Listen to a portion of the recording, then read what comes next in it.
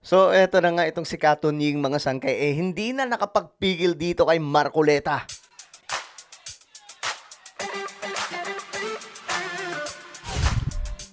So, panoorin po natin yung video ngayon na viral patungkol po dito kay Katunying. Mukhang binuljak makasangkay itong si Marcoleta, no? Pag-usapan po natin yan. Anyway, bago tayo magtuloy-tuloy, sa mga hindi pa po dyan nakakapag-subscribe, makikita nyo po yung subscribe button sa baba ng video na to. I-click nyo lamang po yung subscribe, i-click ang bell, at i-click nyo po yung all. Sa mga nanonood po sa Facebook, i-follow nyo po yung ating Facebook page. Okay. Ito na nga mga sangkay. Ito po yung video ni Marcoleta. Ni Katunying. Ito pala yung video ngayon na viral kung saan itong si Marcoleta, para po sa inyong kaalaman, itong si Katunying at Marcoleta, parehas pong INC. Magkapatiran o magkapatid po sa kanilang relihiyon na iglesia. At alam po natin, kapag magkaparehas sila, solid yan. Pero mukhang hindi na po nakapagtimpi itong si Katunying. Panoorin po muna natin. Merong nagsasabing itong si Marcoleta, traidor to eh. May mga ganon. Traidor, Chinador to eh. Chinador daw, parang ganon. At ganon? Merong ganon? Oo. Chinador? Chinador. Chinador daw. Ibig sabihin siya ay makapili para sa China. China. Tapos, ito namang iba na nagsasabing, ano ba masama sa sinabi ni Marcoleta? May ganon. Tapos, ito medyo nagpapaliwanag si Senator Marcoleta rito na taken out of context daw.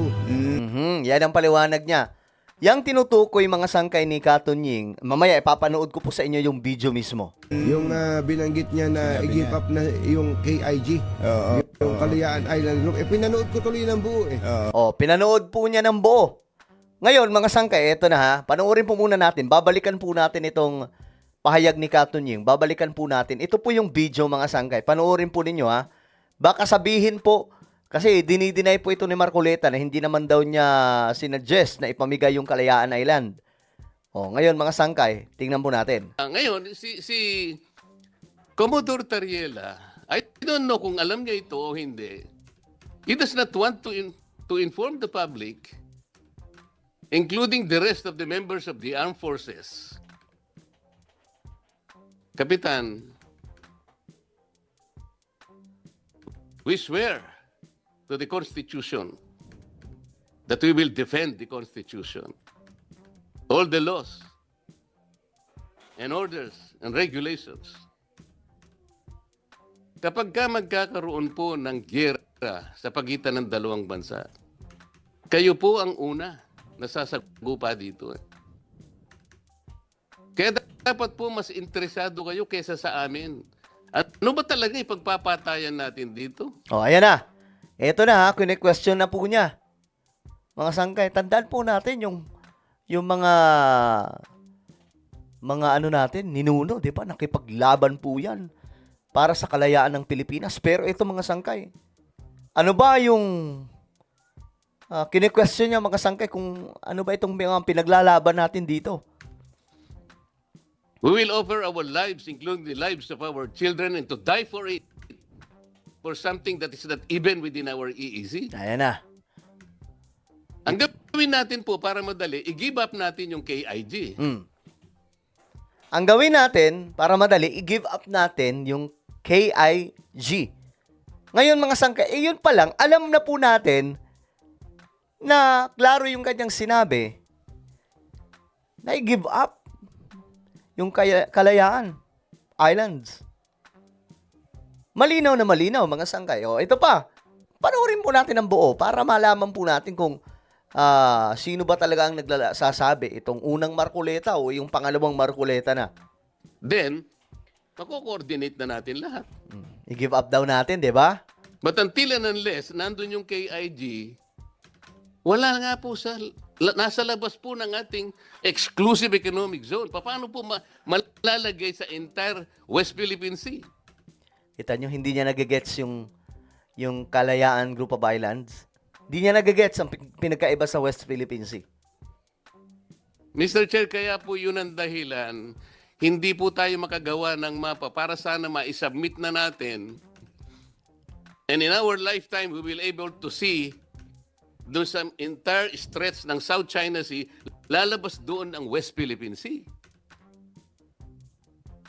Tingnan po ninyo yung mapa ng mundo ngayon, Kapitan.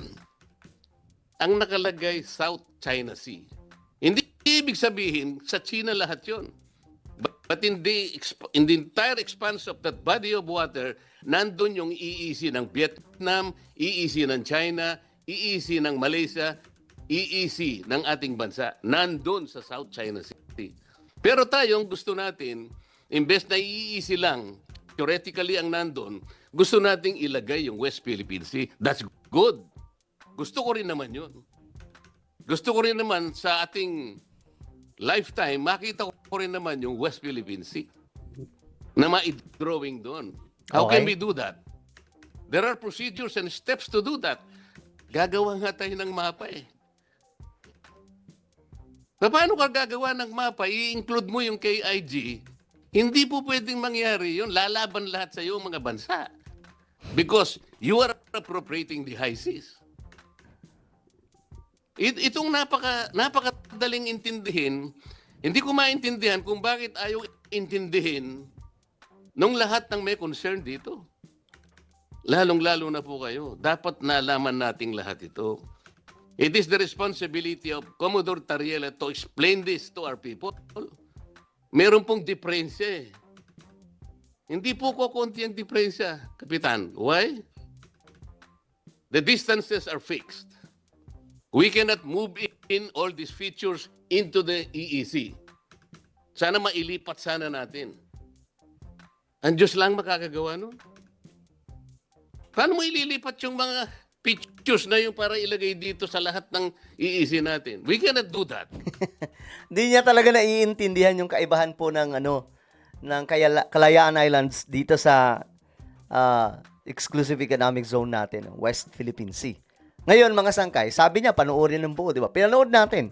Klaro, mga sangkay, kung papaano niya ginugusto na i-give up ang Kalayaan Group of Islands. Ngayon, mga sangkay, eto. Pakinggan po natin si Katunying. Yung pinadala ni Jen Subarjaga. Sabi ko, saan parte kaya dito yung out of context? Oo nga. Dapat ipaliwanag din ni Senator. Senator Marcoleta yun kasi Kadante.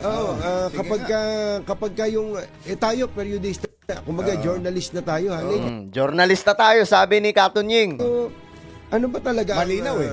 ano ba talaga ang bahagi doon ng out of Out of context? context. Kumbaga journalist na tayo, medyo ano ba talaga Malinaw eh. ano ba talaga ang bahagi doon ng out of Out of context? context. Nagulat naman ako sa ano na to. O ayun, mga sangkay, nadali po si Marcoleta. Actually ngayon, mga sangkay, meron po siyang bagong pasabog diyan.